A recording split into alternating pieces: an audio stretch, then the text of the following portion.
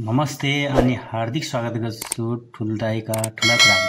साथीहरू, आजको एपिसोडमा यहाँहरूको बिचमा आजभन्दा 33 वर्ष पहिले हामी हाट गएर नुन कसरी ल्याउँथ्यौं भन्ने बारे हामीभन्दा सानो उमेरको साथीहरूको लागि यो एउटा कथा हुनेछ र मेरो वास्तविक त्यति बेलाको कहानी भन्न चाहन्छु।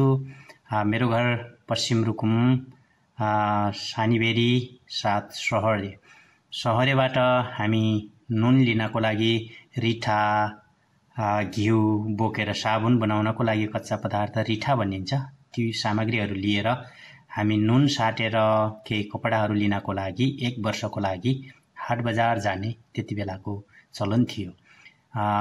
मेरो बाबा, मेरो ठुली दिदी, म लगायत हामी 30-35 जनाको ग्रुप हामी रुकुमबाट नुन लिनको लागि सल्यानको ढोरचौर पहिलो पटकमा गएको थिएँ।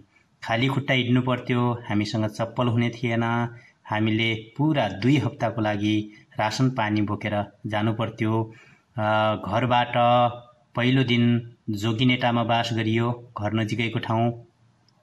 जोगिनेटाबाट अर्को दिन चम्फुटागुरा गइयो, चम्फुटागुराबाट अर्को दिन चोरपानी गइयो, अनि चोरपानीबाट अर्को दिन ठुलीकुमाक गइयो, अनि ठुलीकुमाबाट अर्को दिन चाख्लीघाट गइयो, चाख्लीघाटबाट अर्को दिन ढोरचौर पुगियो बिहानै। अनि पहिलो पटक डोजर देखियो, पहिलो पटक ट्र्याक्टर देखियो र नुनहरू खरिद गरियो।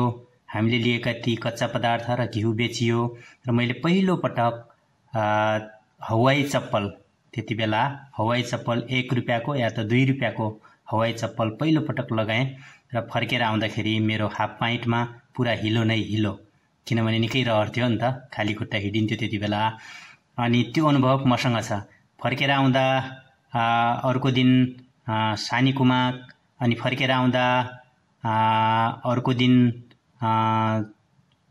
चोरपानी, अनि फर्केर आउँदा अर्को दिन शङ्खमूल खारैरा र फर्केर आउँदा अर्को दिन घर।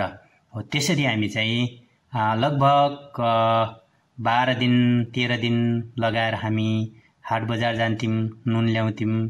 हाम्रो बुवाहरू, हजुरबुवाहरू त झन् दाङ, नेपालगञ्ज, बटौली जाने क्रममा महिनौं दिन लगाएर जानुहुन्थ्यो, आउनुहुन्थ्यो।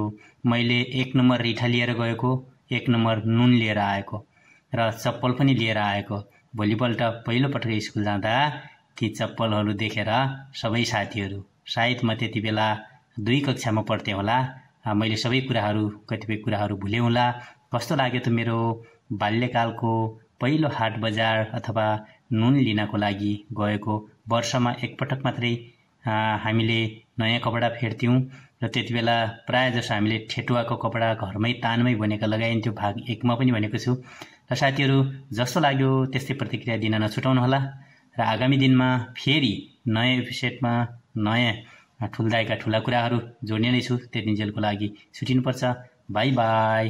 जाँदा जाँदै शेयर, सब्सक्राइब र बेल आइकन घन्टी अल अन गर्न नछुटाउनुहोला। बाई बाई साथीहरू।